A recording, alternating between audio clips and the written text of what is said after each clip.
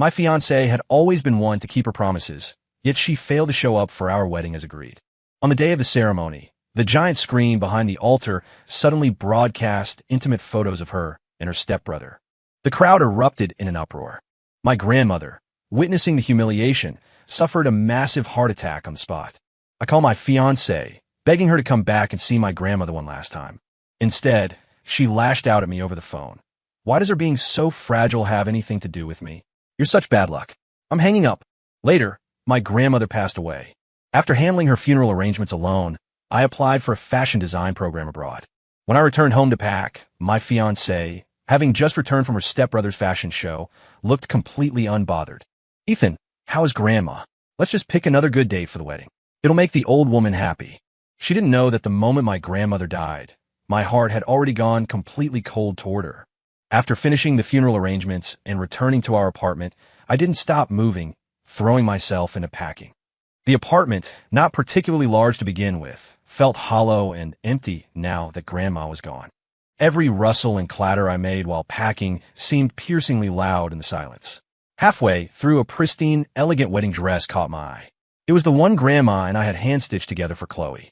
But she would never see her grandson's bride wear it. Lost in thought, I suddenly felt arms wrap around my waist from behind. It's beautiful. Is it for me? Chloe asked, her voice dripping with sweetness and feigned innocence. If this were the past, I would have turned around and hugged her, teasing her affectionately for asking the obvious, telling her the dress could only belong to her. But now, I had no mood for her games. I coldly told her to let go. Then I said, "This is a piece Grandma and I designed together. It's not for anyone." Chloe seemed surprised by my attitude, but didn't think much of it, reaching out to touch the dress. "Stop pretending. The size fits me perfectly." I quickly blocked her, preventing her from touching it. She paused for a second, then pouted coquettishly. "Ethan, stop being mad. You've been giving me the silent treatment for 2 weeks. It was just a wedding. Can't you be the bigger person and forgive me this one time?" A trace of bitterness flashed through my heart. To her, it was just a wedding. How could it compare to the importance of watching her stepbrother walk the runway? She was the one who humiliated Grandma and me, making us the laughingstock of friends and family. Yet now she spoke as if I were the one being petty and narrow-minded. Over 2 weeks ago, because of her, I became a joke in everyone's mouth, and Grandma died with regrets. I had depended on Grandma for survival since childhood. She had always hoped I would start a family. She was afraid that after she was gone, I would be all alone. She had looked forward to that wedding day for most of her life, never expecting it to end in such a tragedy. Afterward, Grandma died of a heart attack, filled with regret. After her passing, the neighbors gossiped about me behind my back. I heard only his side of the family was at the wedding. No one from the bride's side showed up. And indecent photos of his fiancée and another man appeared at the ceremony. It literally angered his grandmother to death. How unfilial. If she had known, the old woman shouldn't have picked him off the streets. She picked up her own karma. She scrimped and saved to put him through school, raised him with such difficulty. And in the end, she didn't enjoy a single good day before being angered to death. Who knows what sin she committed? The ridicule from the neighbors made my life miserable. Yet, even now, she thought I was just throwing a tantrum. "Handsome Ethan, let's make up, okay? I don't want to fight anymore." Chloe's voice broke my train of thought. "It's not a fight. Let's break up." I hadn't said the words yet. Chloe tilted her head, looking at me, putting on a quirky, playful expression. "If it's not a fight, what is it? Are you jealous?" "Oh, come on. Haven't I explained it to you several times? Julian is just my brother. And that show was very important to him. I could not go. We can hold the wedding anytime." She said it so lightly. True, she probably didn't know about the disaster at the wedding yet. But even if the wedding could be held anytime, could my grandmother come back to life? Could the damage she did to me be erased? To her, Grandma and I would always be the backup options. Only her stepbrother was the priority. I didn't respond to her words, just buried my head and continued organizing my clothes. "I'll help you." Chloe, sensing the mood, didn't say more and squatted down to help. She casually picked up a pair of plush gloves, frowning in disgust. "This teddy bear looks so cheap, and it's so worn out. Should we throw it away?" I reached out, took the bear, and treasured it by placing it into a delicate box. As I took the bear, I noticed the couple's ring on her hand. It wasn't the one I gave her when I proposed. It was the latest style designed by a famous jeweler not long ago. Seeing my gaze linger, Chloe quickly pulled her hand back. She said calmly, "I was afraid of losing the wedding ring you gave me, so I took it off and left it home. This is a gift from my brother. You won't get angry over this again, will you? I actually didn't feel much about her boundary-crossing behavior anymore. I just remembered when I gave her the engagement ring, she casually tossed it into her bag, and I never saw her wear it again. She said she didn't like having things on her hands. It affected her work and was inconvenient. Even the custom wedding ring I meticulously designed, she only wore for a while that night before taking it off. But now, she wore the ring her stepbrother gave her, reluctant to take it off for even a moment. Recently, videos of her interactions with her stepbrother had gone viral. It was hard not to see them. The reports were full of sweet interactions between the wealthy heiress and her stepbrother with no blood relation. Details of them wearing couples' rings were also dug up. Some speculated this was a taboo romance in a wealthy family, while others felt their sibling relationship was pure and enviable. I felt no surprise or jealousy regarding her and her stepbrother. I had long grown accustomed to it. I spoke flatly. This is the first birthday gift Grandma bought me with money she saved for a long time when I was a child. Chloe felt regret for her words just now. Sorry, Ethan, I didn't know this was a gift from Grandma. If you like it, how about I buy you a new bear for your next birthday? By the way, how is Grandma's health recently? Next time I have time, I'll go with you to visit her. She always said she would visit Grandma with me when she had time, but she never did. No need, I replied flatly. Chloe frowned, using a teasing tone. Oh, is this little jealous jar? So hard to coax. Oh, stop being angry. Anyway, I've already accepted your proposal. The wedding isn't urgent. I'm not running away. What are you afraid of? In a while, we'll pick a good date together, book a bigger and more luxurious hotel, and hold a lively ceremony to make Grandma happy, okay? Perhaps because she was happy after seeing her stepbrother's show, she was exceptionally talkative today and willing to cater to me repeatedly. If I continued to contradict her, she probably wouldn't have the patience to keep dealing with me. But this time, it wasn't a small squabble. It wasn't a trivial matter. I remember the day I proposed to her. She didn't seem very happy. She just hurriedly put on the ring and left the proposal scene I had prepared for days. And that was just to accompany her stepbrother for his birthday. But that day was also my birthday. I wanted to propose to the woman I loved on my birthday and obtain my happiness. She forgot my birthday, and even the ceremony I prepared for so long wasn't taken seriously. Later, for the wedding, I instructed her repeatedly to ensure she and her family attended, to meet and have a meal together. Unexpectedly, she broke the promise again. From the moment Grandma died, there was truly no possibility for us anymore. I remained indifferent, showing no sign of reconciliation. There's no need. It's not important anymore. Unable to coax me, Chloe's face suddenly changed. Ethan Cole, what do you mean? I've been talking nicely for so long. Why do you have to be so petty? It's just a wedding. Is it necessary? Are you that desperate? Would you die if it was postponed a few days? I've been talking to you nicely. What is this attitude? You really don't want to work this out, huh? A grown man being so petty? I'm really impressed. She wanted to say more, but her phone rang. Her tense face instantly relaxed, the corners of her mouth turning up. What is it? I'm still at my boyfriend's. The caller was her stepbrother. When she answered, the screen clearly displayed Julian. I didn't know what was said on the other end, but she listened while picking up her bag from the sofa and taking out a lipstick to touch up her makeup. While applying lipstick, she laughed and said, "It's all your fault, making my boyfriend angry. I've been coaxing him for so long and still can't fix it." Okay, wait a moment, I'll be right there. After hanging up, she told me in a gentle tone, "I have to go out for a bit. Don't overthink it. Julian and I grew up together, you know all this. As for the wedding, we'll just make up for it next time. Don't be mad. Cool off at home. Stop throwing a tantrum." With that, she turned and left. Downstairs, Julian Thorne thoughtfully opened the car door for Chloe and even bent down to fasten her seatbelt. Chloe seized the opportunity to snatch the lollipop from his mouth and put it directly into her own. She didn't think there was anything wrong with it at all. Julian pinched her cheek affectionately, and then the two drove away. I stood by the window for a long time after they left. Only when I snapped back to reality did I walk to the desk. I organized the documents needed for going abroad and put them in a sealed bag. I stacked the acceptance letter from Parsons School of Design and my resignation letter together, stuffing them into a file folder. The next day, I arrived at the company early in the morning to handle the procedures. Passing the break room, hushed whispers drifted out clearly. "Hey, did you hear? Ethan asked for leave for his wedding last time, but the bride didn't show up." Julia's voice, laced with mockery, sounded a bit gleeful. "Really? What happened?" someone asked. "I don't know the details. That woman is very mysterious. Ethan keeps it very tight." Julia continued, her tone becoming increasingly harsh. "Maybe she didn't like him at all and was just playing with him. but he took it seriously. Someone like him. How could anyone really want to marry him? He's been at the company for years and is still just a small assistant with no progress.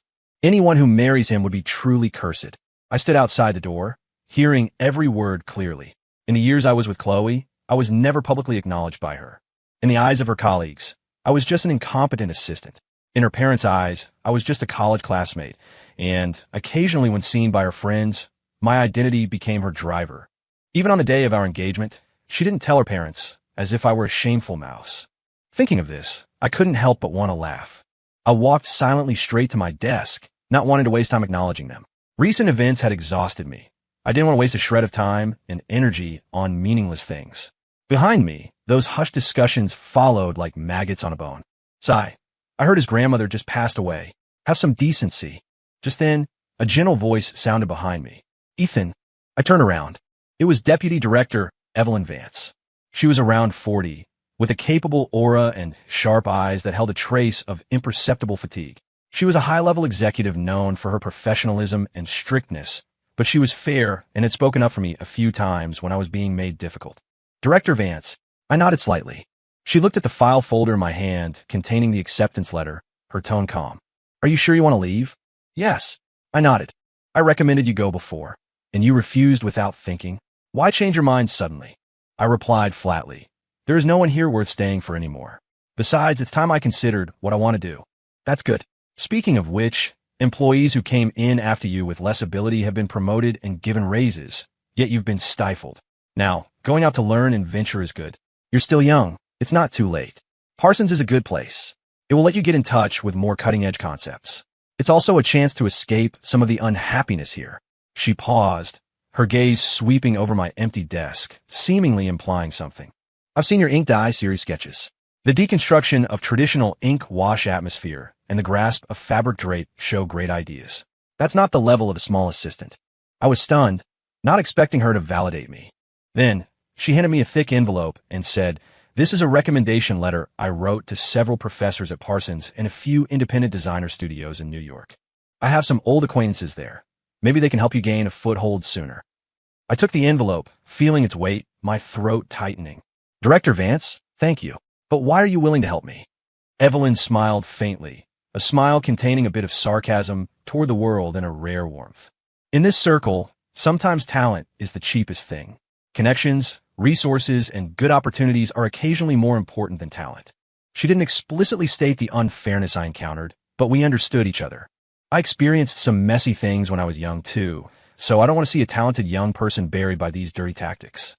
Fashion design should be a career of creating beauty and expressing oneself, not a tool abused by anyone. She patted my shoulder, her tone solemn. Ethan, let those who try to trap and suppress you know that true talent cannot be suppressed. Your future will definitely be limitless. Thank you, Evelyn. Watching her leave, I tightened my grip on the envelope. In this company filled with malice and contempt, Evelyn's recognition and help were like a ray of light penetrating the gloom. Although faint, it was enough to give me a little warmth. Before leaving, I threw the withered potted plant into the trash can under the table without hesitation. That was the onboarding commemorative gift Chloe gave me on my first day. When I first received this gift, I was full of joy, taking care of this small plant meticulously every day. When she gave it to me, Chloe said to treat it as if she were accompanying me at work.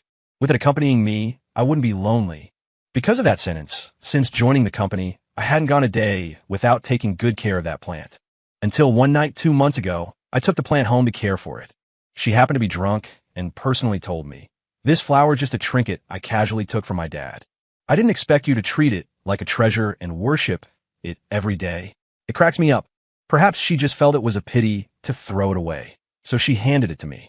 I, however, treated it as her precious sentiment, protecting it carefully for several years.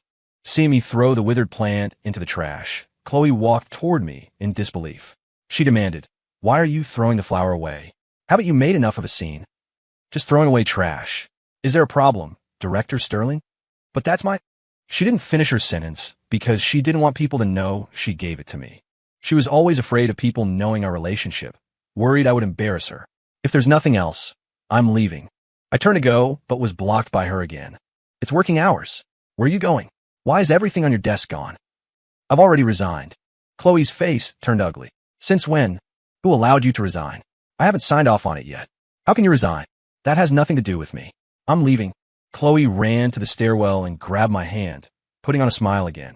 Ethan, didn't I explain everything about last time? Why are you still sulking? Next time, won't it be fine if we make up a more luxurious ceremony? Why do you have to use resignation to spite me? Before I could speak, seeing someone approaching, Chloe quickly let go of my hand. I took the opportunity to get away from her. Returning home, with nothing to do in the afternoon, I went out for a walk. Like a ghost led by fate, I walked to the entrance of the Sweet Nothings dessert shop on the west side of Chicago. The glass window was still bright, displaying exquisite sweet cakes inside. This was a place Chloe and I came to often during college. Pushing the door open, the familiar wind chimes tinkled. The layout hadn't changed.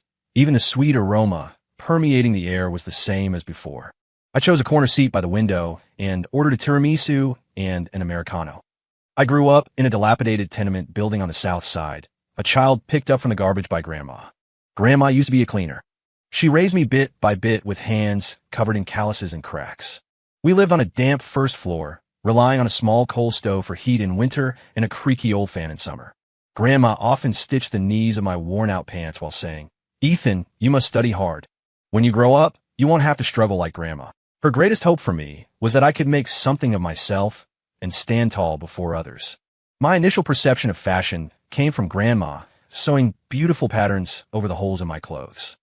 I always thought that when I grew up, I would make her wear the warmest, most beautiful new clothes designed by my own hands.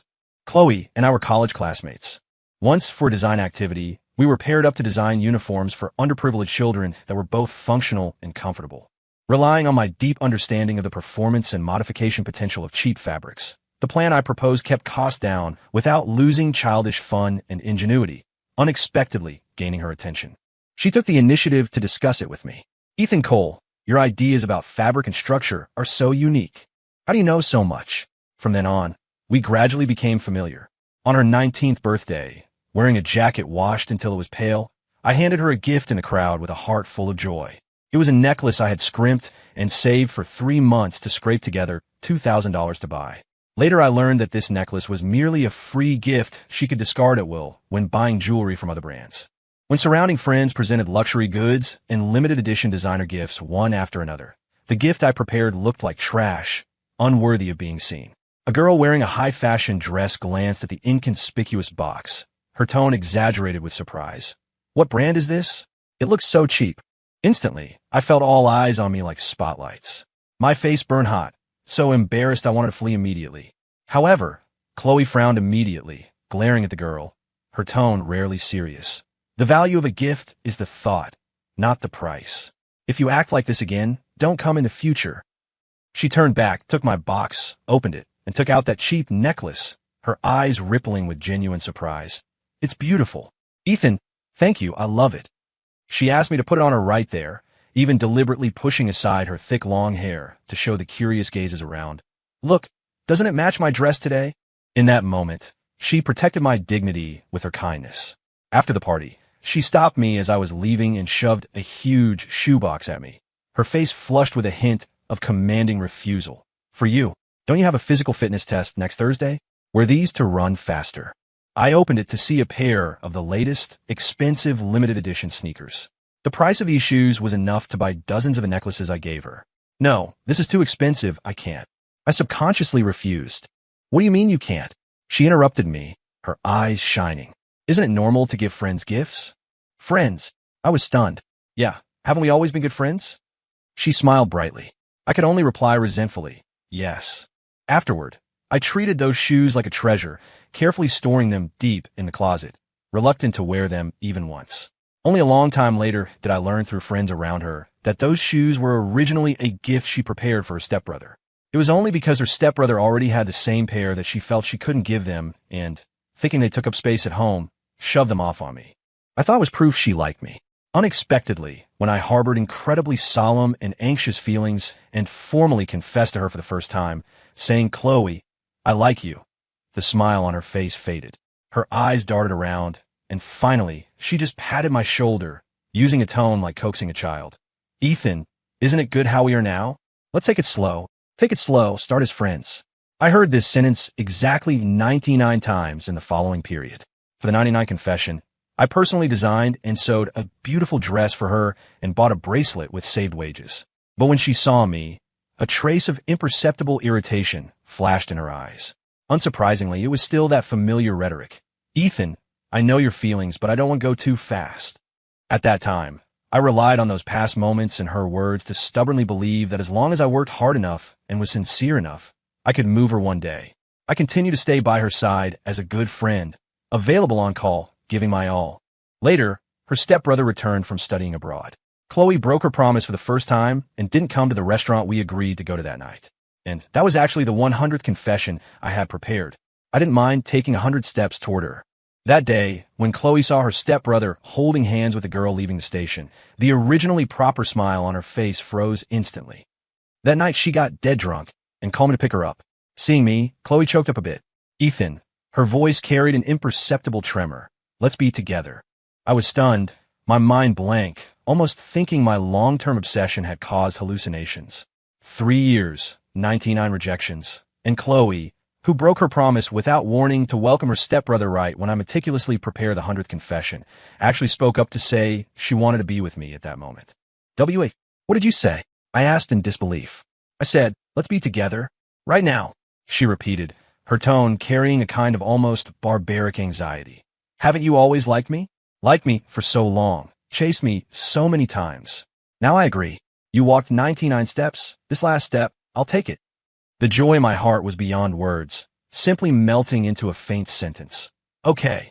After graduation, I gave up the chance to study abroad in olive branches extended by large companies. I accepted Chloe's invitation to go to her family's company. I thought at that time, just peacefully accompanying Grandma and Chloe would be the happiest thing in my life. But later, the intimacy between Chloe and her stepbrother, increasingly exceeding the boundaries of ordinary siblings, was like tiny thorns deeply piercing my heart. She would naturally drink the water he drank, taste the food on his plate with his spoon, and even leave lipstick marks on his face as a prank. Whenever I revealed a little discomfort, she always used that tone mixed with impatience and matter-of-factness. Ethan, he's my brother. We are siblings who grew up together. Can you stop being so sensitive and petty? My insecurity, in her view, became ignorant of the big picture and making trouble out of nothing. Sir, we're closing. The waiter's gentle voice woke me from the long and suffocating memories. I snapped back to reality, realizing the sky outside the window had long turned dark and the customers in the shop had scattered. I got up and walked out of the dessert shop. Then I saw Chloe linking arms with her stepbrother coming out of the mall. The two got into the car. While fastening seatbelts, Chloe deliberately kissed Julian on the cheek. Subsequently, Julian kissed her directly on the lips. The two couldn't help but kiss for a while. The next second, Chloe said coquettishly, I'm so tired. Let's go home quickly, brother. I took in everything she did with this stepbrother. When closing the car door, Chloe finally saw me across the road. Instantly, her face changed, the sweet smile freezing on her face. Chloe hesitated for 2 seconds, then closed the car door anyway. Her stepbrother looked in my direction, revealing a triumphant expression, then entered the driver's seat and drove Chloe into the traffic. Before long, phone messages started flashing incessantly on the pop-up window. Chloe's name danced on the screen like a ghost. Returning home and opening my phone, the screen was piled with her messages. Ethan, listen to me explain. It's not what you think. Just now, brother got sand in his eye. I was just helping him blow it out. We really have nothing. That was just an angle issue. Don't see it wrong. Can you reply to me? Being in a Cold War for so long should be enough, right? I didn't care what their relationship actually was. I just felt it was loud, so I simply muted the phone, preparing to sleep properly. The next morning, the doorbell rang shrilly. Through the peephole, I saw Chloe standing outside, and behind her was strikingly her stepbrother, Julian. She actually brought him too. Taking a deep breath, I opened the door. Ethan, Chloe had a complex expression on her face, mixing grievance and toughness. Last night, why didn't you reply to my messages? Yesterday's matter was really just a misunderstanding. Why do you always not believe me? Julian stood behind her, a hint of a smile at the corner of his mouth, his eyes filled with undisguised scrutiny and contempt. Whatever you two do has nothing to do with me. My voice was so calm it surprised me. Chloe's face turned pale. Then she reacted like a cat whose tail was stepped on. Ethan Cole, what do you mean? I'm talking to you nicely. What is this attitude? Julian took a step forward at this moment, his posture composed. Ethan, Chloe just has a childish temper. Don't take it to heart. She was so worried last night, she didn't sleep a wink, and dragged me over early this morning to explain to you. His tone was relaxed, as if discussing an insignificant trifle, but his eyes held a bit of provocation. Whether you two are innocent or filthy, I really have no interest in knowing. I looked at the two of them, my gaze cold. If there's nothing else, please leave. Julian sighed at the right moment, looking worried and helpless. He stepped forward and gently embraced Chloe's shoulders, as if comforting her, but his gaze fell on me. Chloe is just a bit carefree, but her feelings for you are real. Not to mention anything else, just regarding your years at the company. If it weren't for Chloe constantly managing things behind the scenes for you and helping you navigate, given your background and, straightforward personality, you might not have lasted this long. His words seemed to be mediating, but in reality, every word was like a poison-dipped needle, implying I was incompetent and living off a woman. Chloe seemed to be reminded and immediately found a new point of attack, or rather, what she considered a merit point. She raised her chin, her face even taking on a bit of smugness. That's right. Ethan, why do you think you've been so stable in the company? It's all because I talked to my dad and the design director of your department. She spoke self-righteously as if she had granted me a huge favor. Those designs of yours show a little cleverness, but do you think that alone allows you to gain a foothold in the company? The workplace is complicated. I asked them to temper you more and not give you a high position yet, for your own good. Listening to her high theory, my heart felt like it was tightly gripped by a cold hand, my blood almost solidifying. So that was it. So the root of all my hard work over the past 2 years, all the rejected designs, all the humiliation of being suppressed, was here. Not anyone else, but Chloe Sterling. She personally wove an invisible net to trap me firmly, yet complacently thought it was protection for me. Julian nodded slightly from his side, adding in a tone that seemed fair, but was actually full of superiority. Although Chloe's method might be a bit direct, her intentions were good. You just work steadily as an assistant in the design department. Avoiding those disputes is indeed the safest choice for you right now. Why must you fight with her over a momentary grievance? Exactly. Chloe nodded vigorously, as if receiving immense support. Ethan, I'm doing this for our future, for your own good. When I completely take over the company later, I'll definitely let you be the design director. Then, the whole design department will be under your management. You could do whatever you want. Just suffer a little for now, accumulate more experience. When we get married, everything will be yours. Don't always fuss over immediate gains and losses. Take the long view. A trace of mockery flashed in Julian's eyes, but on the surface, he chimed in, yeah, later, the company will belong to the two of you. I found it extremely ridiculous. Before, when I proposed, she claimed that to prevent people from saying I was with her for money, we needed a prenuptial agreement stating I couldn't touch a cent of her money. The content of the agreement was still vivid in my mind, yet now she spoke like this. I shook my head and said coldly, Chloe, let's break up. I hope you won't pester me anymore. As soon as the words fell, Chloe froze in place, her eyes full of disbelief. Break up? Ethan, what nonsense are you talking about? Julian stood by, a flash of pleasure in his eyes, as if waiting to watch a good show. Yeah, how can you break up with Chloe over a small matter? Don't you know Chloe always has you in her heart? Even when watching shows abroad, seeing designs you like, the first person she thought to share with was you. Hearing this, my lips curved into a cold arc. Even now, he didn't forget to mention watching the show abroad to sting me. Julian truly demonstrated his superiority at every moment. Yes, Chloe had shared quite a few runway photos with me in messages, saying things like this style suits you so well, or let's study this together when I get back. But stopped at words. Since returning to the country, well, had she spent half a thought on me? On the contrary, Julian, under the guise of being a stepbrother, frequently went out with her, and she always received gifts and care from Chloe. Who Chloe actually loved had long been clear at a glance. Seeing Julian speak up for her, she seemed to find her courage. Recovering from the shock just now, her anger grew. She crossed her arms and sneered, Exactly, Ethan. What right do you have to break up with me?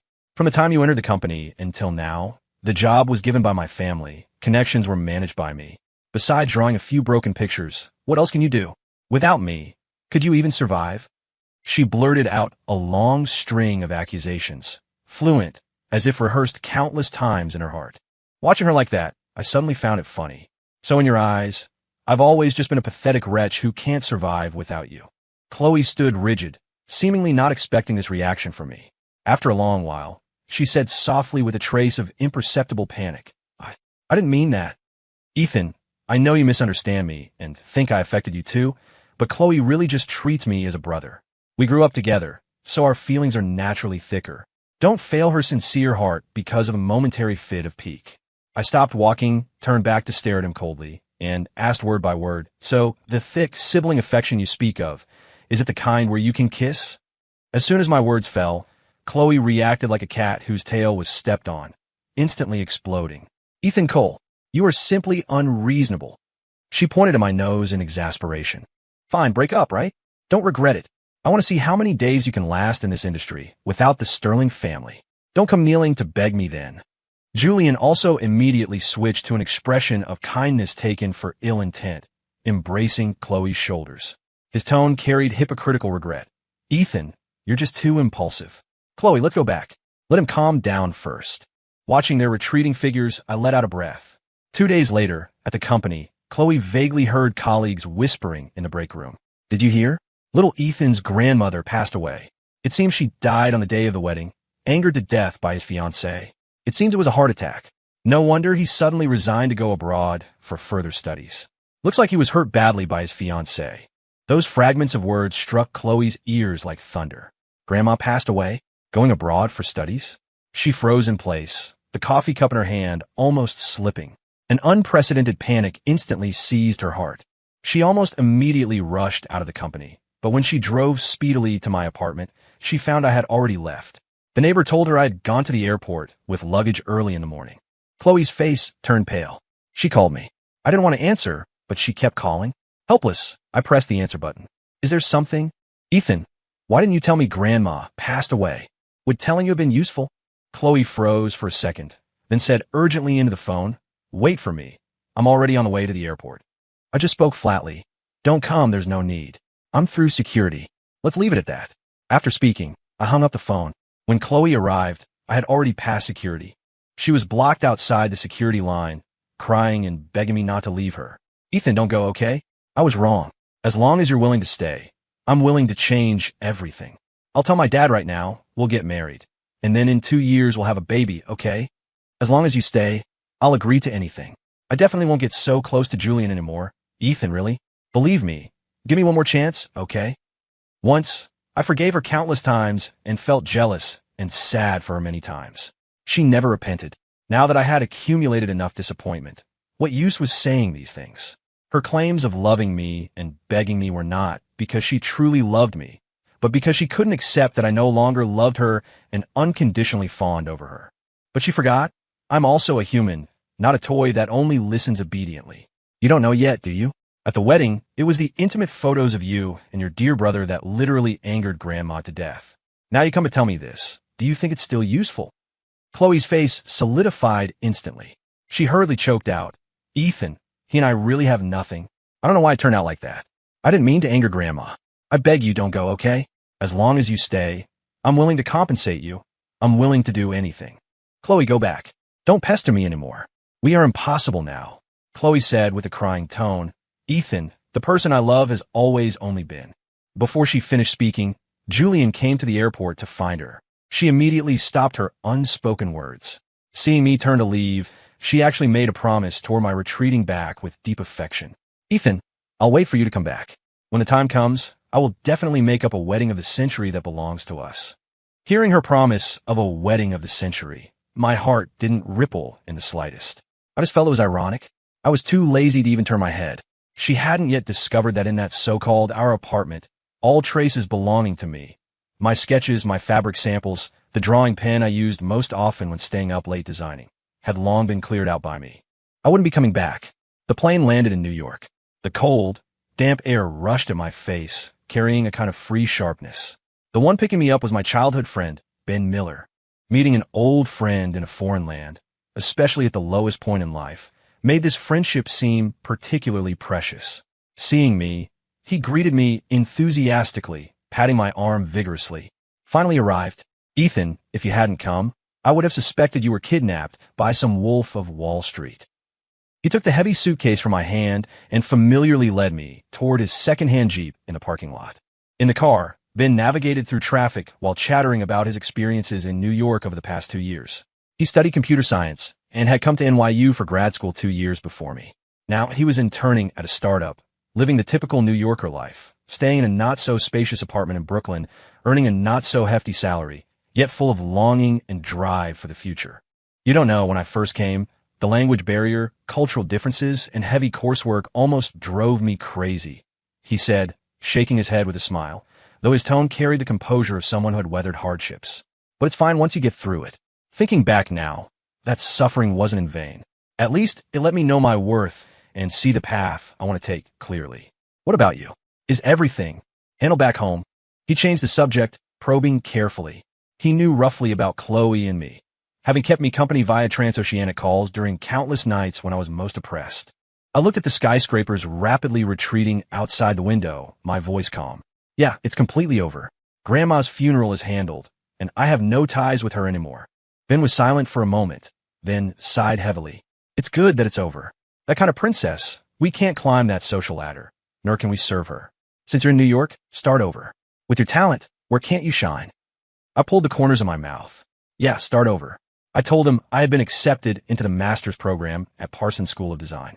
This was a dream buried in my heart for years, when I almost gave up for so-called stability and catering to the Sterling family's expectations.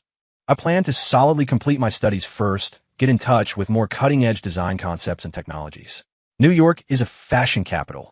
There are many opportunities and fierce competition. I want to see how far I can actually go. As I spoke of my plans, my heart gradually became firm. Ben was very supportive. No problem. Just speak up if you need help with anything in life. By the way, crash at my place for a few days first. I'll help you look out for apartments near the school. For the rest of the day, Ben took me to get familiar with the environment in Manhattan. We ate a Chinese meal that wasn't authentic, but was enough to comfort homesickness, chatting about each other's current situations and visions for the future, as if returning to our carefree teenage years. With a friend by my side, the sense of alienation in a foreign land was diluted significantly. The next day, I went to register at Parsons. The brand new environment, intensive courses, vastly different teaching methods, and talented, ambitious classmates from all over the world made me feel unprecedented pressure and challenge. The language barrier was the first obstacle. Professional terminology and fast-paced classroom discussions often made me struggle. Cultural differences and clashes in design concepts also took time to adapt to.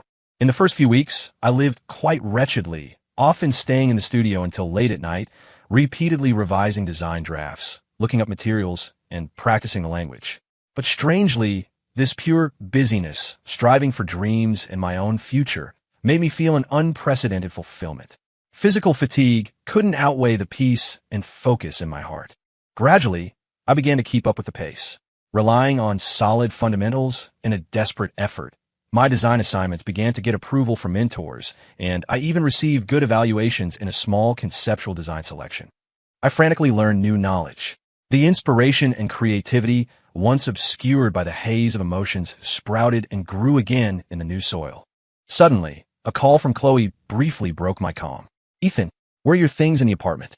Your sketches, your award certificates. Why are they all gone? Didn't you say you were just going for further studies for a while? I said irritably. When did I say I was just going for further studies for a while? She asked in shock. Could it be you're not coming back? Chloe, we are done. Please don't contact me again. And your good brother Julian wouldn't want to see you like this either.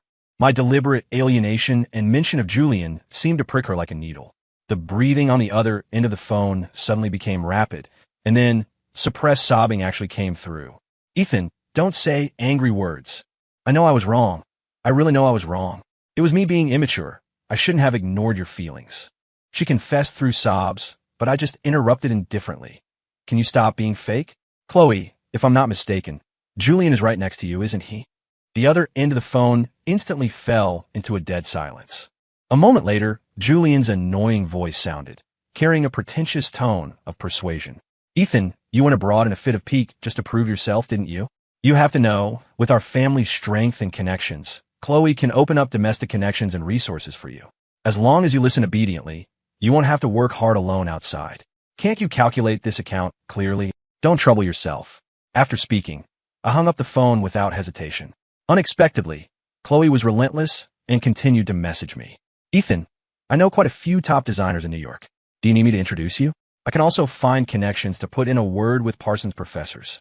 As long as you're willing to talk to me properly, I can overlook previous matters and can even fund you to start your own brand in New York. You know the Sterling family has this capability. Seeing I was unmoved, her tone gradually became anxious, even carrying threats. Ethan Cole, I advise you not to be ungrateful. As long as you listen obediently, I can use connections to make several buyer shops and brands in New York pay attention to your works. Making you famous quickly isn't very hard. If you don't want to return to the country, wait for me there. At most 1 year, and I'll come and find you. But if you continue to be ungrateful like this, don't blame me for using my own ways to make you recognize reality. These words, full of desire for control and humiliation, dissipated the last bit of nostalgia I had for the past. She seemed to never learn respect, forever thinking she could manipulate me with resources and threats. Even more disgusting was that occasionally, after a string of her threatening messages, a persuasion from Julian would be sandwiched in. His tone was as disgusting as ever. Chloe just has a quick temper, but she really cares about you. Why do you have to be so stubborn? Just bow your head, and the matter will pass. Chloe won't really make things difficult for you. Every sentence of his was criticizing my immaturity and ungratefulness. I didn't reply to any messages, nor did I block them. Not because of lingering affection, but because I wanted to watch what kind of ridiculous drama they could still perform. In the days that followed, I poured all my energy into studying and creating. Life in New York gradually got on track. My coursework at Parsons became increasingly manageable. My mentor, Ms. Caroline, a designer known in the industry for her sharp eyes and strict requirements, gave evaluations of quite promising for several of my assignments. This allowed me to finally see a ray of dawn under the heavy academic pressure.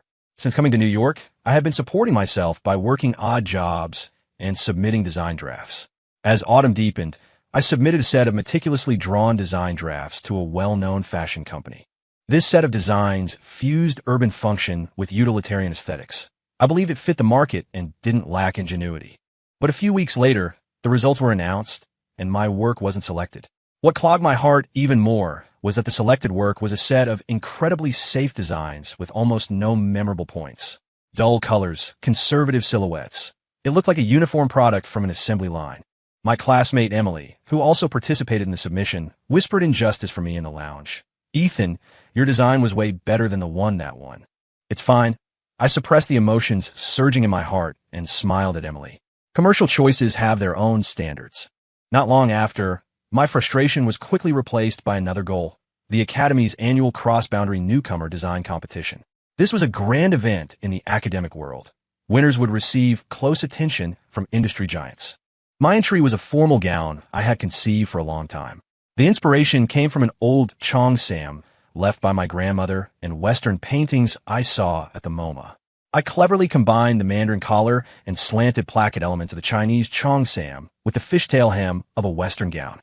For the main body, I chose plain satin that flowed like moonlight, but at the hem, I prepared to embroider asymmetric, modern geometric patterns using delicate Suzhou embroidery techniques, like a dialogue between Oriental inkwash and Western deconstructivism. For this dress, I almost lived in the studio, refining every detail. The night before the competition, I finally finished the last stitch. Looking at the work shining on the mannequin, fatigue was replaced by immense satisfaction. I carefully locked it in the studio's dedicated storage cabinet and left full of anticipation. On the third day, the competition venue was crowded with people and bright lights as judges and the audience entered one after another. I arrived at the backstage preparation area early, opening the storage cabinet with excitement, only to see a ruined dress. The dress, which condensed my countless efforts, had been maliciously destroyed. The body of the dress was slashed with sharp tools, leaving several hideous openings.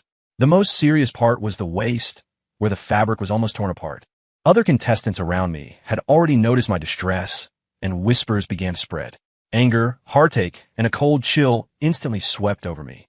"Oh my God! Ethan, what happened?" cried Leah, a friend in my group, attracting more gazes. The backstage supervisor rushed over upon hearing the noise. Seeing the miserable state of the dress, they gasped.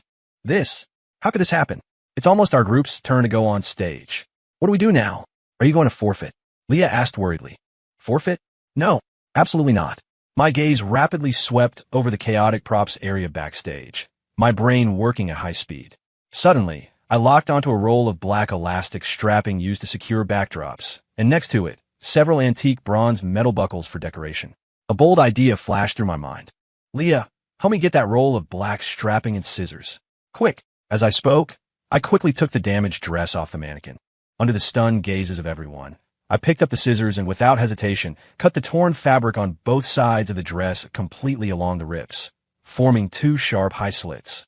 Then, I took the wide-brimmed black elastic strapping and wrapped it tightly around the waist of the dress like a corset armor, perfectly covering and reinforcing the worst damage there. Finally, I buckled those few antique bronze metal rings irregularly and powerfully onto the black straps and shoulder straps. My movements were as fast as lightning, without the slightest hesitation, as if this were not an emergency rescue, but an impromptu creation. Ethan, you are. The backstage professor watched, dumbfounded. When the staff urged our group to prepare to go on stage, I had already completed the final adjustments. The originally gentle and graceful gown had completely changed appearance. The high-slit skirt brought a fierce momentum, and the black armor at the waist and metal buckles were full of power and unruliness, forming an extremely strong visual conflict with the oriental charm retained in the upper body. It was as if a gentle dancer had instantly donned battle armor. My model, wearing this reborn dress, stepped onto the runway. The music started, lights hit the dress, and I could feel the gazes from the judges and audience below instantly turning toward it, a mix of surprise and inquiry. The display segment ended, entering the judge's critique. The head judge, the famous Chinese-American designer Ms. Vivian Shun, looked at me sharply. Contestant Ethan Cole, your work seems to have a considerable discrepancy with the submitted design concept. Can you explain? The whole venue went quiet. I took the microphone, took a deep breath, and spoke calmly. Ms. Shun judges.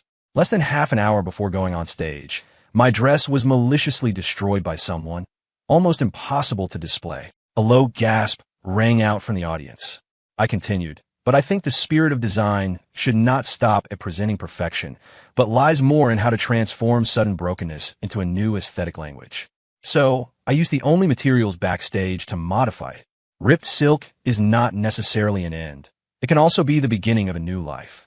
This fractured silk, rebirth, retains the oriental base and integrates Western deconstruction and power. Perhaps, this is a more profound interpretation of cross-boundary and newcomer. It is not only a fusion of styles, but also the courage to break shackles and reshape oneself when facing adversity. My voice fell, and the scene was silent. Immediately, Ms. Vivian Shun was the first to applaud, her eyes holding undisguised appreciation. Well said. What's even more brilliant is the soul you endowed the work with. You sublimated a disaster into a presentation with more impact and memorability. This is the boldness and talent a designer should have. Other judges also nodded in agreement, and warm applause rang out from the audience. I stood on the stage, looking at the flashing lights and approving gazes below. What surged in my heart was not lingering fear, but an unprecedented firmness and strength. The applause surged like a tide, then slowly receded. Standing on the podium of the cross-boundary newcomer design competition, holding the trophy, what I felt was not only an honor, but a firmness breaking through the soil. That fractured silk crisis manufactured by Chloe did not crush me. Instead, it became the first turning point in my career as a designer, making me deeply realize the power of creativity and resilience. The spotlight effect of the competition appeared quickly. Ms. Vivian Shun extended an olive branch to me, inviting me to intern at her haute couture studio. I didn't hesitate at all and seized this opportunity countless people dreamed of. In the days at the Chin Studio, I immersed myself in precise control of top-tier craftsmanship, fabrics, and client needs, deeply integrating Parsons' theoretical knowledge with the industry's strict standards. Mentor Caroline wrote in an email after learning of it, "Ethan, you prove that true talent cannot be obscured. Happy for you." At the same time, that fractured silk rebirth gown, due to the story behind it and its unique visual impact, was featured in a special report by a cutting-edge fashion media outlet, causing quite a stir online. An independent singer actually contacted me through the studio, hoping I would customize a performance outfit with a similar spirit for her next MV. This was my first true personal client. I poured out all I had learned, and the delivered work surprised her immensely. This substantial design fee, along with the internship stipend, finally allowed my life in New York to escape the embarrassment of financial straits. Time flew in busyness and fulfillment. 2 years later, I graduated from Parsons with excellent grades. My graduation collection, Urban Landscape, received the highest evaluation from the Academy. I didn't choose to immediately enter a large company. Instead, relying on my accumulated portfolio, competition honors, and the reputation built at Chin Studio, I began taking projects as an independent designer. I focused on providing personalized designs for specific clients while establishing stable cooperation with several niche buyer shops that share my philosophy. Every step was taken steadily and solidly. Another 2 years passed. After accumulating enough experience, capital, and a small but refined team, I formally registered my own brand in New York, Pink Bear. The brand's core concept was beauty and cuteness, focusing on combining Oriental aesthetic heritage with modern urban wear needs, blending fashion beauty with lovely goodness, while emphasizing the balance of tailoring, fabric, and practicality. We avoided the torrent of fast fashion, adhering to slow work, producing fine products. Through meticulously planned social media content, cooperation with compatible fashion bloggers, and precise placement in niche channels, we gradually accumulated a group of loyal customers and a good reputation in the industry. Just as my brand began to rise steadily and the team was busy preparing for the first independent fashion show, a transoceanic phone call broke the silence of an afternoon. The caller ID was a strange domestic number, but the area code pointed to that city I hadn't returned to for a long time. I picked up the phone. A slightly old and tired voice came from the other end, carrying a trace of imperceptible fawning. "Is it Ethan? It's Uncle Arthur, Chloe's father." My heart paused slightly, my tone remaining polite but distant. "Chairman Sterling, hello. Is there something the matter?" The other end was silent for a few seconds, seemingly weighing words. "Ethan, I heard you're developing very well in New York and founded your own brand. Uncle is very happy for you." He paused, changing the subject, his tone carrying unconcealable heaviness. "To be honest, the Sterling Group has encountered some difficulties in recent years. Chloe was too radical in some decisions and invested in a few unreliable projects, causing major problems with the group's capital chain. Plus, our designs in recent seasons have had mediocre responses. The market has been squeezed by many emerging brands. We haven't had a hit product for a long time." I listened quietly, not interrupting. I had heard rumors of these situations through friends in the industry. The Sterling Group clung to tradition.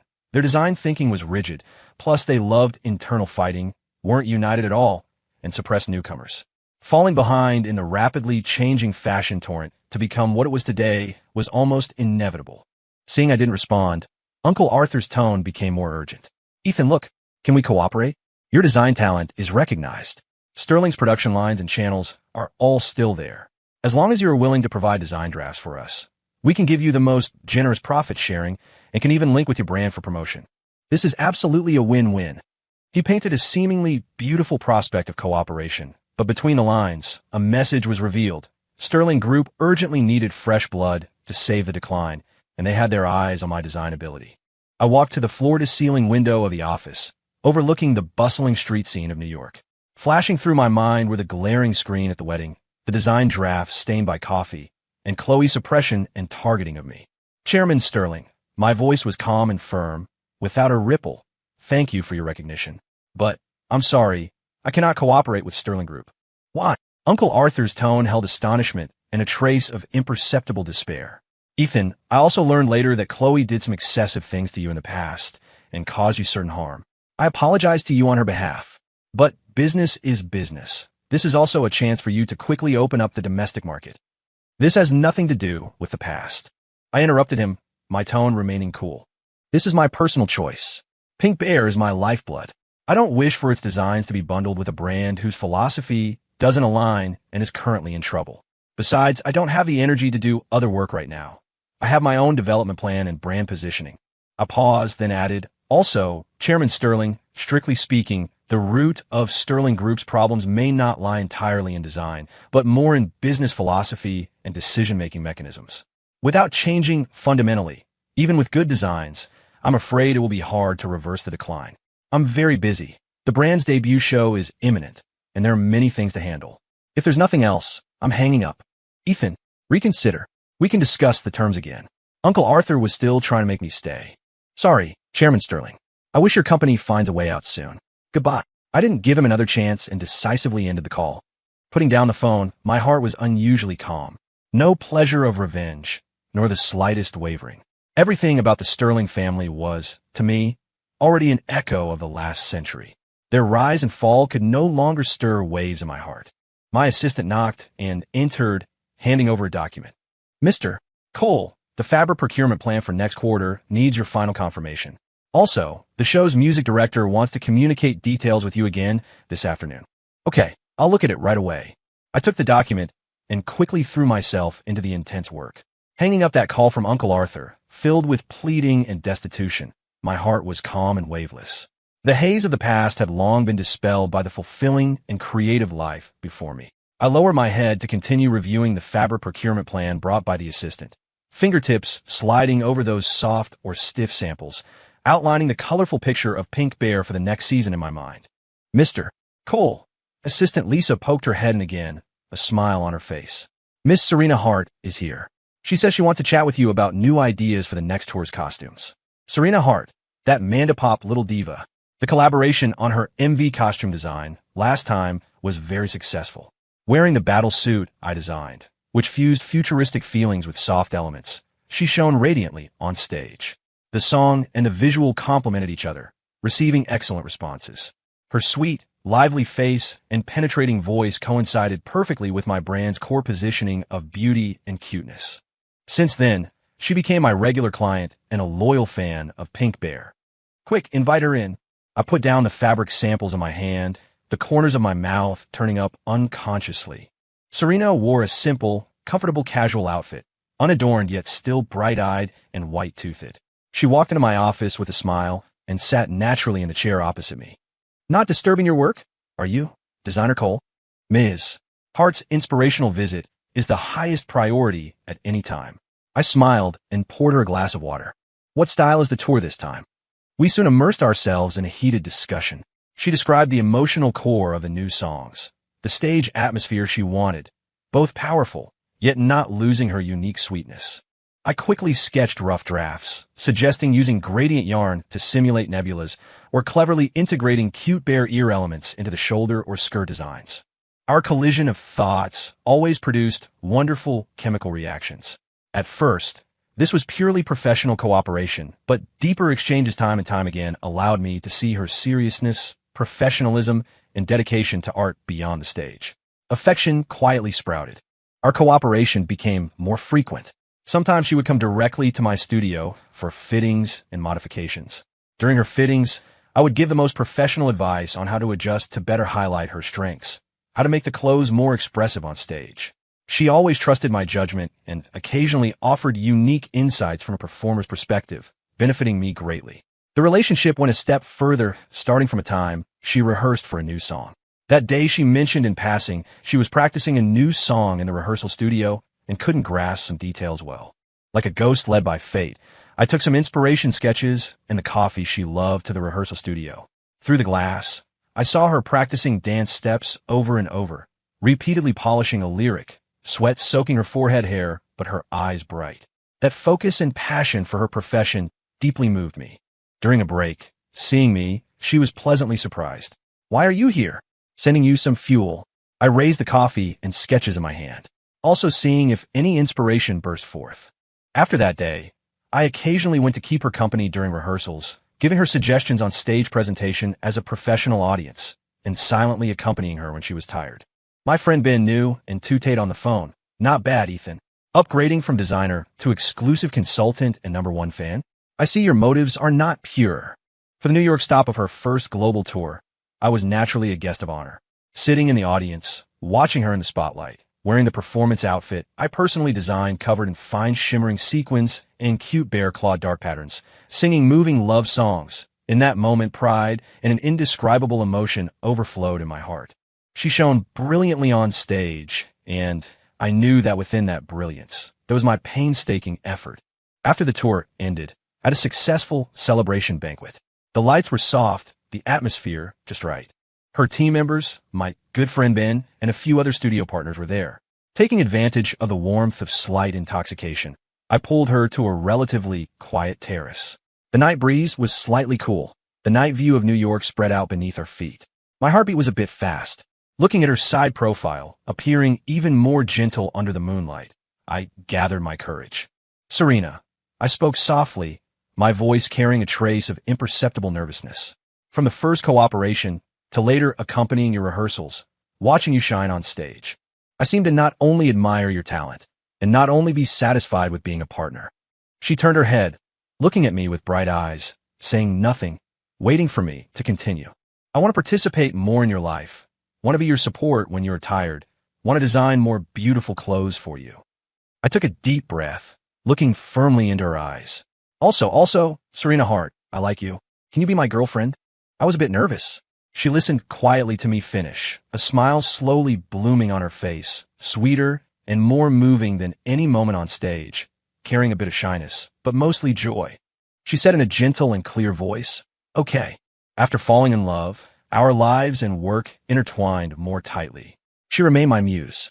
I customized clothes for her to attend various award ceremonies and record programs, striving to perfectly display her charm each time, while also integrating Pink Bear cute elements. Every appearance received high praise.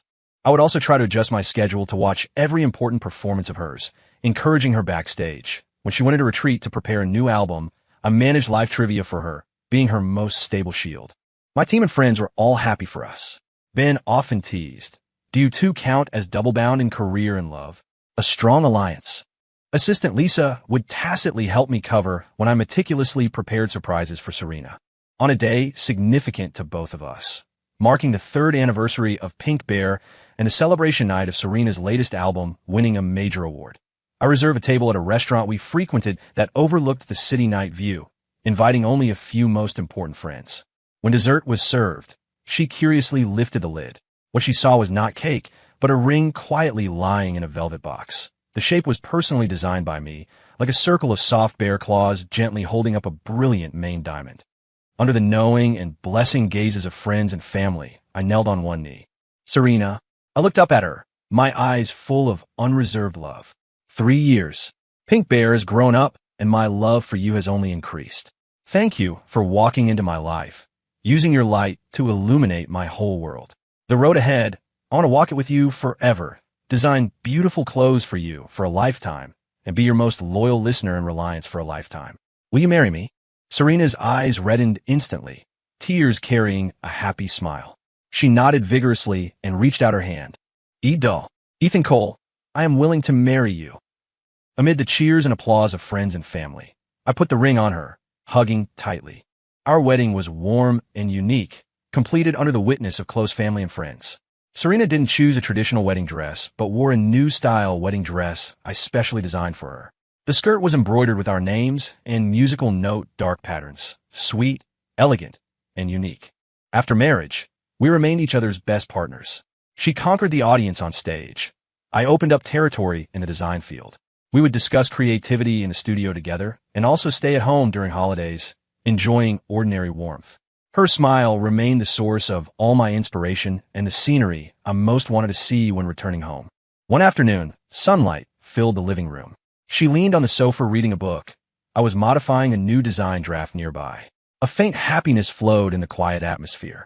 I looked up at her focused side profile, my heart filled with indescribable satisfaction. She seemed to sense my gaze, lifted her head, and smiled beautifully at me. "What is it?" I put down the pen, walked over to sit beside her, held her hand, and said softly, "Nothing. I just feel that being able to marry you is a bit unreal. Makes me want to cry a little." 3 years passed.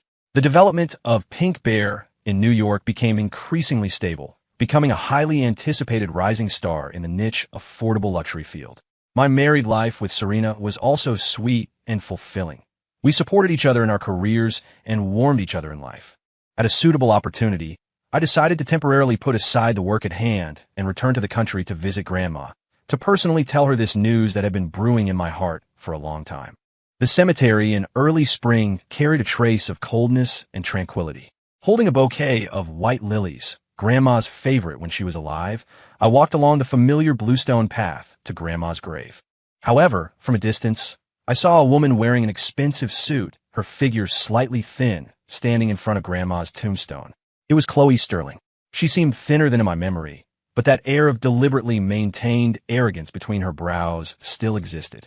Hearing footsteps, she turned around.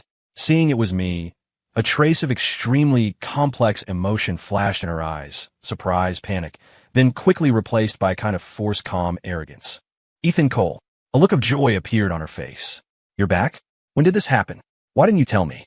I walked forward calmly, gently placed the lilies in front of the tomb, looked at the kind smile in Grandma's photo, my heart filled with mixed feelings. I turned to look at Chloe, my tone cold. There seems to be no need to report my itinerary for returning to the country to Miss Sterling. Chloe's face changed slightly, but she soon returned to that pretentiously high and mighty appearance. Ethan, I was wrong about what happened before. I apologize to you. So many years have passed. Can't you let go of the past? I shook my head gently, my gaze falling back on Grandma's tombstone. Miss Sterling, some hurts cannot be erased by a sentence of apology. Besides, I'm living very well now and don't want to be entangled with people and things from the past anymore. Chloe didn't seem to expect I would be so resolute. She bit her lip, a trace of unwillingness flashing in her eyes. Then what do you want me to do for you to forgive me? I straightened up and looked at her calmly. Chloe, I don't want to bring up past events. I came today just to talk to Grandma alone. The past. She seemed stung by this word, her volume raising slightly. How can it be past? Ethan, I know you still have me in your heart. You're just still angry with me. Angry I didn't attend the wedding back then. Angry I got close to Julian, right? She took a step forward, trying to grab my arm, but I turned sideways to avoid it. Her eyes became urgent. Ethan, I know I was wrong. I really know I was wrong. Look, all these years, I've been sweeping the grave for Grandma on your behalf. Rain or shine.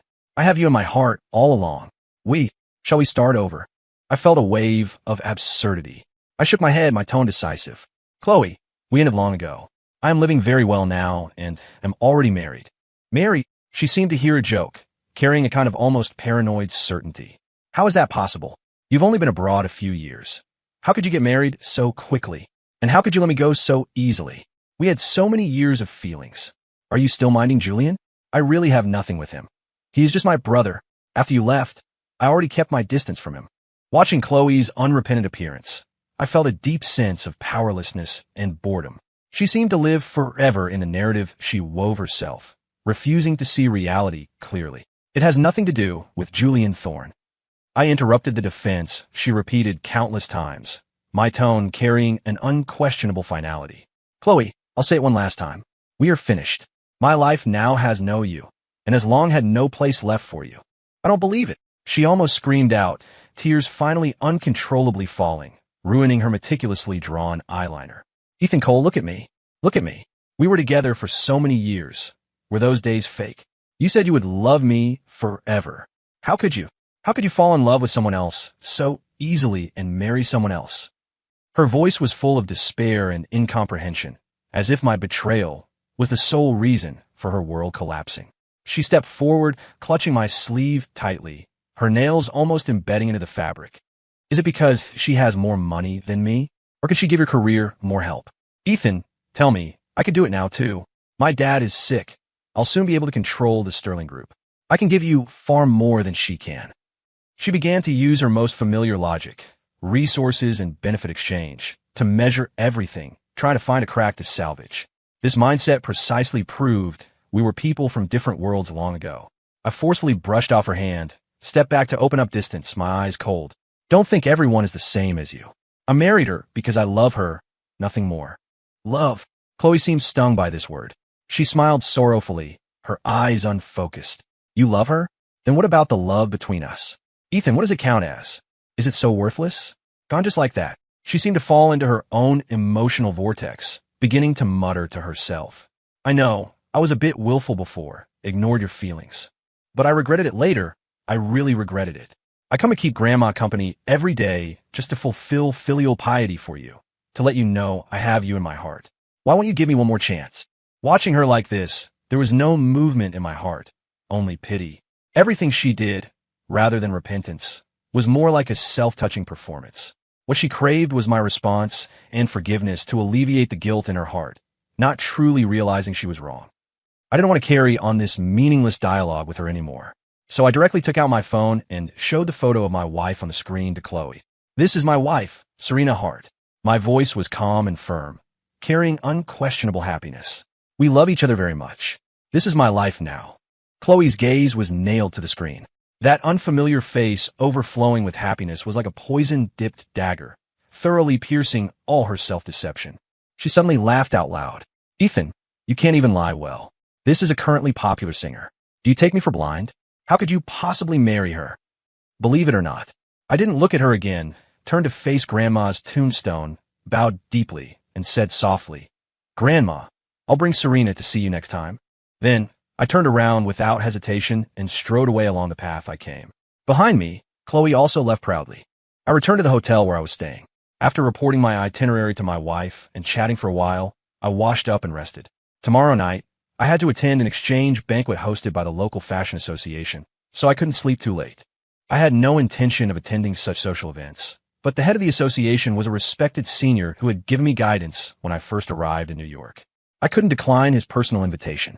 Stepping into the banquet hall, crystal chandeliers flowed with color, fragrances and shadows mingled, and glasses clinked. I tried to exchange greetings with people in a low profile, but my gaze inadvertently collided with Chloe in the corner. She had obviously dressed up meticulously, wearing a flamboyant red dress, jewelry glittering, trying to regain her past glory. Seeing me, a gleam of a successful scheme flashed in her eyes. Holding a wine glass, she walked toward me, with that stepbrother Julian still following beside her. Ethan, what a coincidence. She deliberately swirled the wine glass in her hand. What? Your wife didn't accompany you? Looks like she's a busy person. Julian chimed in cooperatively with a low sneer, his eyes full of mockery. Ethan, when did you get married? You didn't even invite us for a drink. Hearing this, Chloe's face changed slightly. I couldn't be bothered to talk to them, just said lightly, Miss Sterling, my private matters don't require your concern. Chloe leaned in a step closer, lowering her voice, carrying a stubborn scent of perfume. Ethan, stop pretending. I know you're still angry, but you can't use marriage to trick me. Before I had time to voice a rebuttal, a not-so-small commotion suddenly erupted at the entrance of the banquet hall, accompanied by several exclamations and rising and falling shutter sounds. Everyone's gaze, including Chloe and Julian's, was involuntarily attracted over. At the entrance, a graceful figure arrived flutteringly. She wore a pink bear, haute couture series gown I personally designed for her. Soft cherry blossom pink tones, simple and neat lines, only dotted with exquisite, three-dimensional tulle designs like little bear ears at the shoulder and neck, retaining the brand's cute genes while perfectly setting off her elegance and aura as a star. It was precisely Serena Hart. How could she be here? I was startled, then immense surprise surged up. She clearly said her schedule couldn't be arranged, and she would fly over to meet me 2 days later. Serena obviously saw me too. Across the crowd, she smiled at me. That smile was sweet as ever, but with a few more degrees of tenderness and intimacy than on stage. She ignored those trying to step up and strike a conversation, walking straight toward me. The eyes of the entire banquet hall focused on her, whispers incessant. It's Serena Hart. Why is she here? Oh my God, she's wearing a pink bear gown? It's so beautiful. She walked over to that designer. They know each other.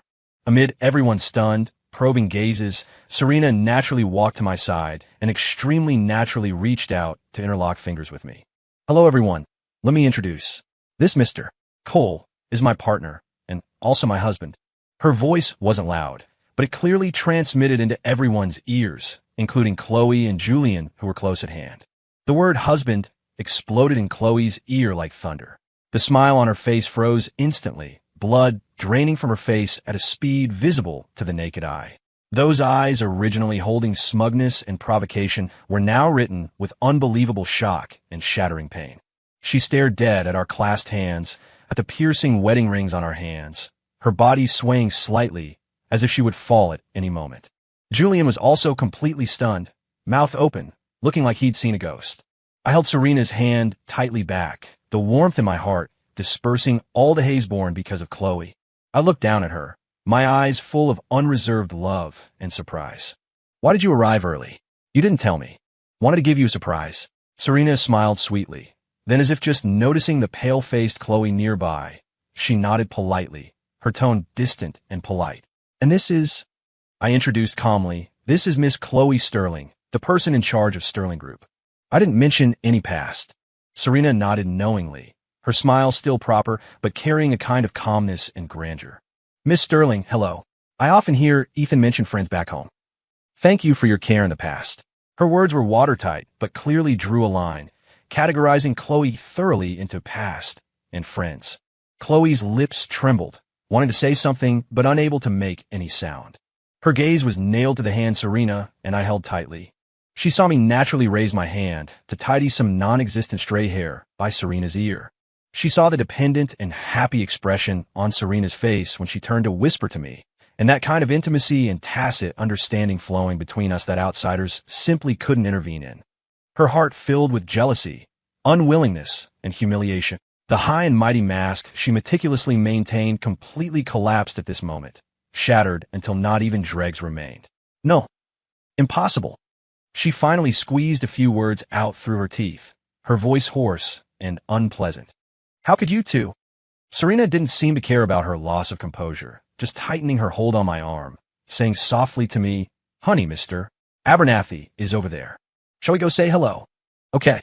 I nodded, not looking at that woman who was about to crumble on the spot again. My wife and I calmly walked toward the depths of the banquet hall. Behind us, Julian's anxious low call could be faintly heard. Chloe, calm down." Julian quickly grabbed Chloe's hand, which wanted to flip the table. Chloe seemed to have all strength drawn away, slumping in the chair, eyes gazing hollowly in the direction we left. Seeing us walk over, Mr. Abernathy immediately showed a warm smile on his face. He came up to shake hands and chat cordially with us. People around seeing this scene cast envious and admiring looks one after another.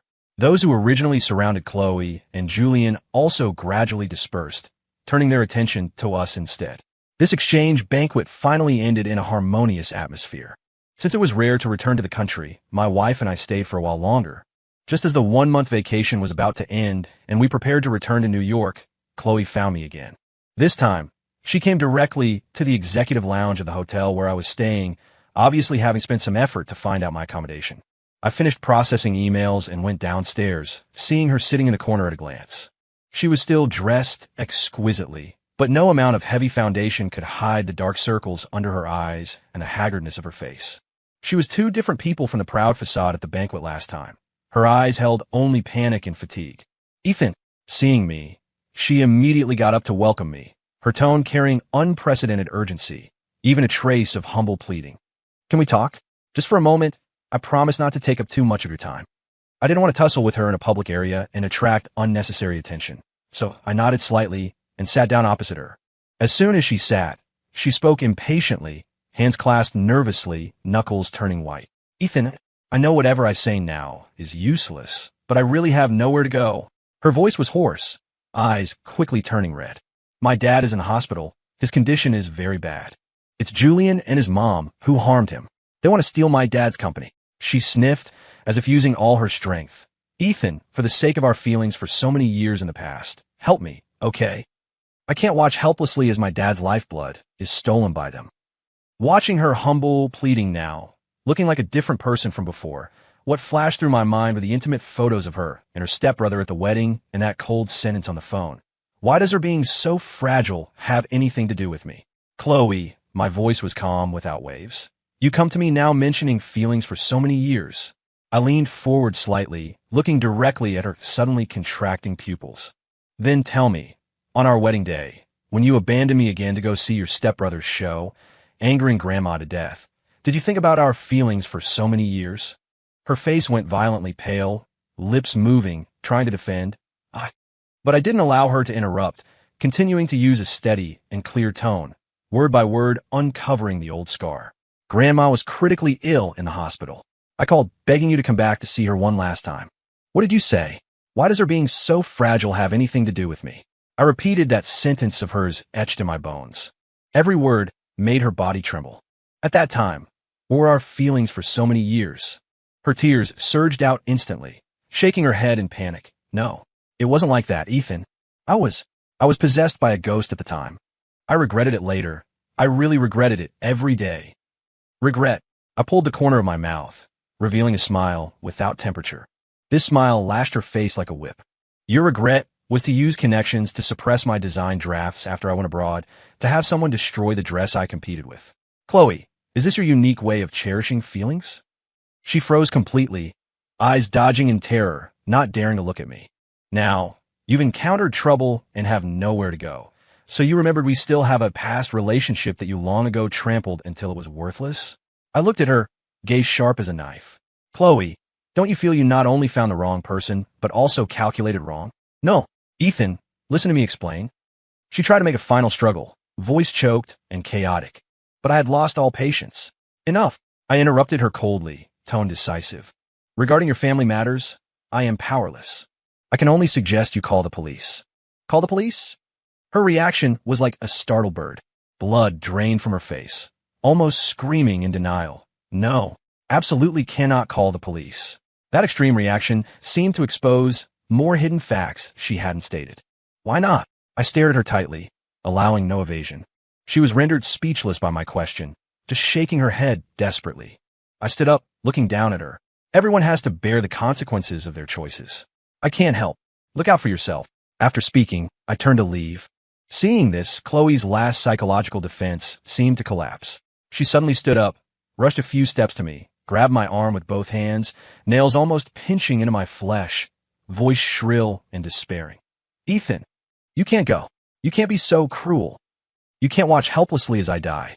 She looked up, staring at me with blurred, teary eyes, tone turning into questioning and accusation. Ethan Cole, do you hate me that much? Must you watch me be driven to death by them to be satisfied? Hate you. I gently brushed off her hand and laughed lightly. That laughter carried thorough relief and alienation. No, you're wrong. I stopped hating you long ago. You are just an irrelevant past to me now. I live very well now. There's no need to waste energy on irrelevant people. She staggered back a step, body swaying, staring at me in disbelief, tears silently flowing turbulently, but suddenly laughed. That laughter was shrill and distorted, full of unwillingness and resentment.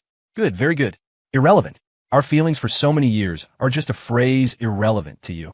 My tone held no ripple. Today's situation is the result of your own choices. It has nothing to do with others. Giving her no further chance to entangle, I walked straight toward the elevator, back straight. The moment the elevator doors slowly closed, I caught a final glimpse of her figure collapsing onto the sofa, like a flower drained of all water, withering rapidly. All her refinement, pride, and calculation shattered into powder in that instant. Returning to the room, Serena was leaning on the sofa reading. Seeing me enter, she put down the book and came up, asking softly, "What happened? You were gone so long. You don't look too good." I shook my head, pulling her warm, soft body into my arms, deeply breathing in the reassuring scent in her hair. The irritation generated by bringing up old matters was instantly smoothed. Nothing, just handled some old business. Chloe came to find me, said some things. Serena didn't pursue details, just knowingly patted my back gently, voice gentle. I looked down at her clear eyes and gentle, smiling face, feeling an unprecedented sense of rejoicing and satisfaction well up in my heart. Julian's childhood was spent in a nightmare woven of alcohol and violence. The man he called father had no proper job and was addicted to alcohol. Every time he came home drunk, what greeted him and his mother were endless curses and fists. He could only curl up in the corner, watching the bruises on his mother's body, listening to her suppressed weeping. The desire for power and escape grew madly in his heart like a poisonous vine. He hated that incompetent, violent biological father, and also hated this impoverished family where no hope could be seen. The turning point happened when he was 13. His mother, a woman with some looks and unwilling to accept the status quo, after careful investigation and several chance encounters, successfully attracted the attention of Arthur Sterling, who had recently lost his wife. Though he had a young daughter at home, Arthur was empty and lonely inside. She knew too well how to show weakness, how to use a man's sympathy. A few tearful complaints, telling the tragic experience of their mother and son being victims of domestic violence with no one to rely on, sure enough made the soft-hearted Arthur feel pity and start frequently assisting and caring for them. With more interaction, looking at this well-behaved, sensible boy Julian with timid eyes, and comparing him to his own little daughter Chloe, who was spoiled to be a bit willful, Arthur couldn't help but feel a few points more affection. Not long after, everything fell into place naturally. Julian's mother successfully ascended, taking Julian into the magnificent Sterling home that was like a palace he could only peek at from outside before. From the first day, stepping into the Sterling home, Julian and his mother knew their goal, to get everything of the Sterling family. Julian was well-versed in the way of survival. He restrained all the hostility cultivated in the slums, disguising himself as a gentle, considerate, slightly shy, good brother. He deliberately catered to and fawned over Chloe, patiently playing games he found childish with her, remembering all her preferences, and bravely standing up to take the blame for her when she made mistakes and was scolded by Arthur. He wanted to make this sister, who lacked maternal care since childhood and was spoiled to be a bit naive by her father, develop a deep dependence and good impression of him. As they grew older and entered adolescence, Julian keenly perceived that Chloe's sibling affection for him began to change quality. Instead of avoiding suspicion, he intensified his efforts. He began to intentionally or unintentionally engage in some ambiguous physical contact with her, putting his arm around her shoulder, affectionately rubbing her hair, even holding her tightly in his arms when she cried, wiping away her tears with his thumb, his eyes carrying a deliberately created affection beyond siblings. Watching Chloe blush, heart racing, and eyes dodging under his actions, he was filled with the pleasure of control. What he wanted was to make her have a romantic infatuation with him, to make her inseparable from him. Later, Julian was sent abroad to study. During that period, he didn't ignore Chloe but maintained a hot and cold contact, occasionally sending small gifts, saying ambiguous words of concern, keeping her firmly on the hook. When he graduated and returned, he specially brought a well-off, beautiful female companion, nominally a girlfriend, but actually to test Chloe's reaction. Sure enough, seeing Chloe's instantly pale face and forcefully suppressed jealousy, Julian sneered in his heart.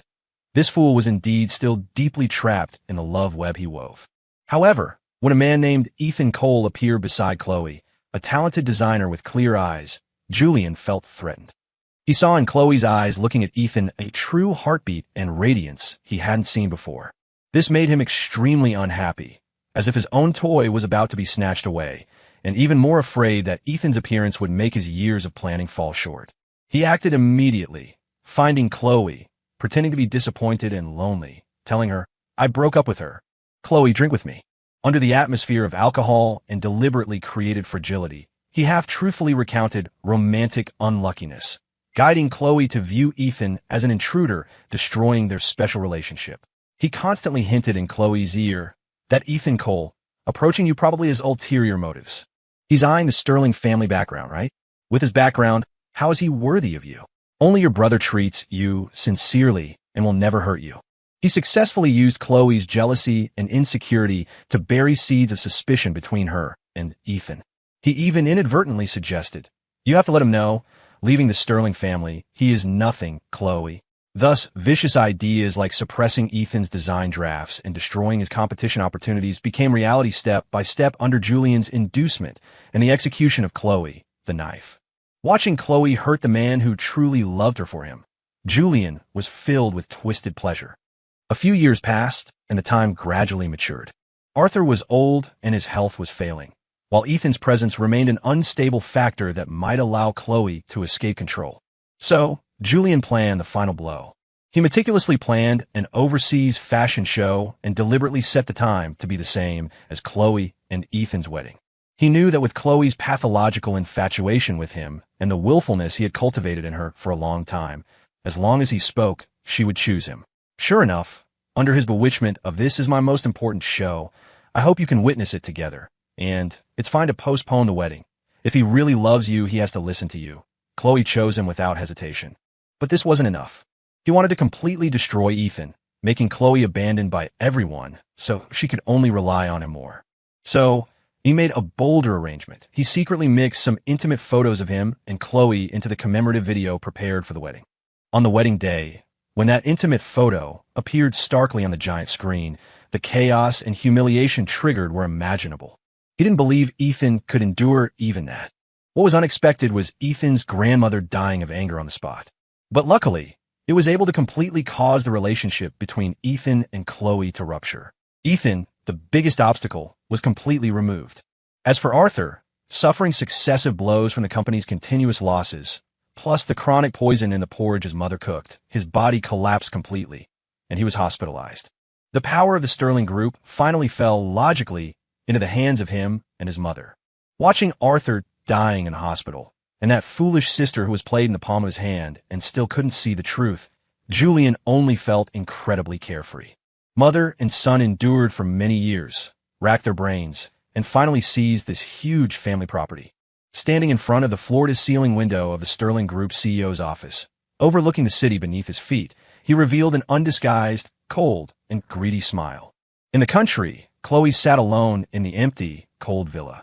On her phone screen was Julian's hypocritical face accepting an interview, pretending to say he would take good care of my sister and stabilize the group. Chloe thought of her father, thought of the tonic soup Victoria Thorne brought to her father, and the sentence Julian whispered in her ear when she was dragged away by security. Good sister, behave yourself, and you might still have a way to live. Otherwise, going down to accompany your dad isn't bad either. Past events intertwined into a net of despair, wrapping her tightly, suffocating her. Her tears poured out uncontrollably.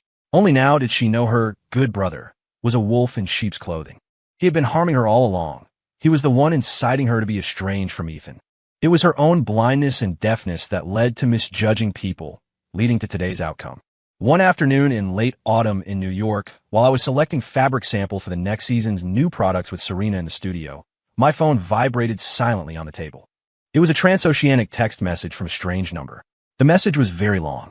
The sender was unsigned, but the despair revealed between the lines and the familiar tone made me instantly confirm the identity. Chloe. Ethan, when you receive this message, please forgive me for disturbing you one last time. I know I long ago lost the qualification to say anything to you, but there are some truths I must tell you, also considered as making a belated closure for myself. I saw Julian's computer, that encrypted hard drive he never lets leave his body. Inside are complete records of how he and that poisonous woman Victoria Thorne plotted for years to embezzle the Sterling family assets. And those few photos from our wedding day. My fingers tightened abruptly, the phone screen seeming to turn a few degrees colder. Serena noticed my strangeness and looked over worriedly. I shook my head gently, signaling nothing was wrong, and continued reading. It was Julian. From the beginning, he was deliberately approaching me, making me estranged from you. Starting from when he deliberately approached me and fawned over me in childhood, to confusing me with those ambiguous actions after growing up, it was all his conspiracy. Mother and son were ungrateful dogs from the start, suppressing your design drafts, destroying your competition opportunity.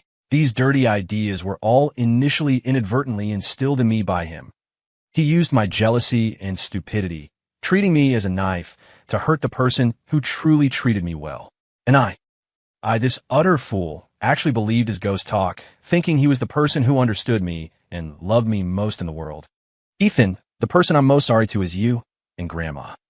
I only understand now that back then, at the wedding, the so-called important show I abandoned you to run to was fundamentally one of the links he meticulously planned to humiliate you.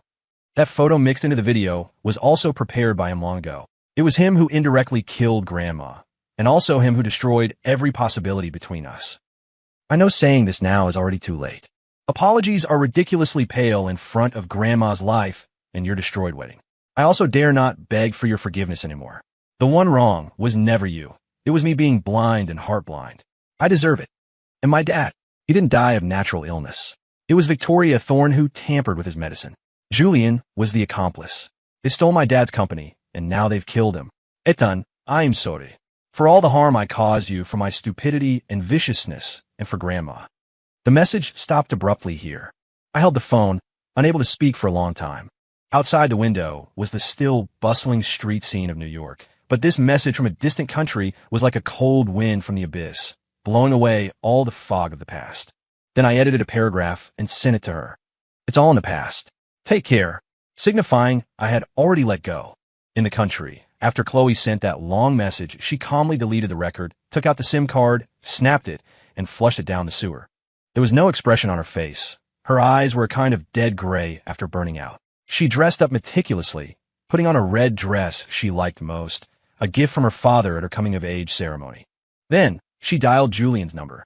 Julian, her voice was unusually calm, even carrying a trace of long-lost dependence, as if returning to the past. Is Aunt Victoria home? I've thought it through. I agreed to sign the equity transfer documents left by Dad. Tonight, let's have a meal together. Dad's funeral was too rushed. We haven't been able to have a good meal together. Julian, on the other end, seemed a bit surprised, but hearing the words equity transfer, vigilance was suppressed by greed. He and Victoria were both in that villa that now belonged to them. Regarding Chloe, This loser who had lost everything and seemingly finally accepted her fate. They didn't suspect anything, even agreeing with the kind of pleasure of victors tasting the final fruit. Dinner was arranged in the villa's dining room. The long dining table was full of exquisite dishes, but the atmosphere was strange and cold. Chloe behaved unusually docilely, even actively pouring wine for Victoria and Julian. Victoria and Julian looked at each other, a trace of doubt flashing in their eyes, but mostly disdain. They drank that wine. After 3 rounds of drinks, Chloe looked at them and suddenly started laughing. The laughter was hollow and desolate. Julian, your computer hard drive password is the date you moved into the Sterling home, right? The smile on Julian's face froze instantly. I saw the things inside. Chloe said word by word, eyes like knives dipped in poison. How you seduced my dad, how you calculated against me, how you suppressed Ethan, how you put that photo at the wedding, and how you killed my dad. I saw everything. Victoria stood up abruptly, face pale. What nonsense are you talking about? Nonsense, Chloe sneered. Need I play those photos, recordings, and transfer records right in front of you? Julian's eyes were sinister. He tried to rush over violently, but suddenly felt dizzy, his whole body weak. Victoria also felt unwell at the same time, collapsing in the chair. What did you put in the wine? Julian gasped for breath, looking at Chloe in horror. Nothing. Chloe slowly stood up, taking out a small metal canister from the handbag she brought. Inside was transparent liquid. The strong smell of gasoline instantly permeated the air. Just something to make you stay quiet. Don't worry, the dose isn't large, won't kill you, just makes you unable to move. How could I let you die so easily? She began to splash gasoline on the thick carpet of the dining room, on the expensive curtains, on Victoria and Julian's terrified but immobile bodies. No, Chloe, you can't do this. I'm your brother, Chloe. Julian let out a desperate roar. Brother? Chloe laughed madly, tears pouring out. Are you worthy? You killed my dad, destroyed my life.